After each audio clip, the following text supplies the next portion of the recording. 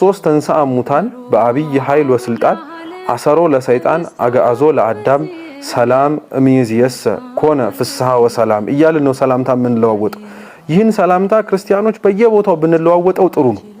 እንደ በመግቢያችን ላይ እንዳልነው ቅዱስ ኤፍሬም ሶሪያዊ ለሚያገኛቸው ሰዎች በሙሉ እንደምን ዋልክ እንደምን አደርክ ሲባል ክርስቶስ ከሙታን ተነሳ እያለ ነበር መልስ የሚሰጠው። ልክኛ እግዚአብሔር ይመስገን እንደምንለው ማለት ነው።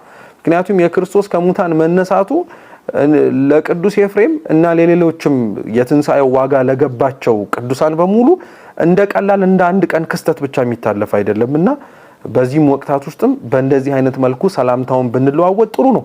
ምስክርነትም ጭምር ነው።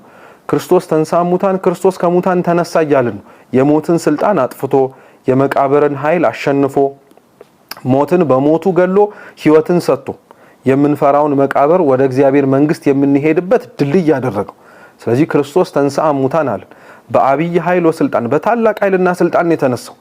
አነሳሱ እንደሌሎቹ አልነበረም። እርሱ በራሱ ስልጣን የተነሳ ታላቅ ነውና በታላቅ ኃይልና ስልጣን አለን። አሰሮ ለሰይጣን አለን ሰይጣንን አሰሩ። በዛች መቃብር ውስጥ ሌሎች ነፍሳትን እየያዘ ነፍሳቸውንም ደግሞ ወደ ሲኦል እያወረደ ይገዛበት የነበረበትን ቦታ እንዲቆም አደረገው። ዛሬ ሰይጣን እኮ መቃብር ቦታን እንደሚፈራው ታውቃላችሁ።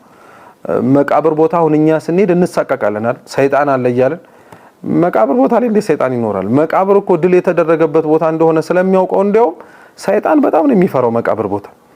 ስለዚህ አሰሮ ለሰይጣን እንላለን። አግዓዞ ለአዳም አዳምን ደግሞ ነፃ ወጣው። ይሄ ሁሉ ዋጋ የተከፈለው ለአዳም ነበር። የሞተው ያንን ሁሉ መከራ የተቀበለው ለፈጠረው ለአንድ ነፍስ ነው። ለአንድ ነፍስ ብሎ ከሙታን መካከል ከተነሳ እንግዲህ አስቡት የአዳም የክርስቶስን የበደለው በደል ክርስቶስ ፍቅሩን ለማሳየት ይሄንን ጥግ ያክል እንደሄደው ሁሉ ለአዳም ካደረገለት ደግሞ ለኛ ያጎደለብን ምንም ነገር የለም።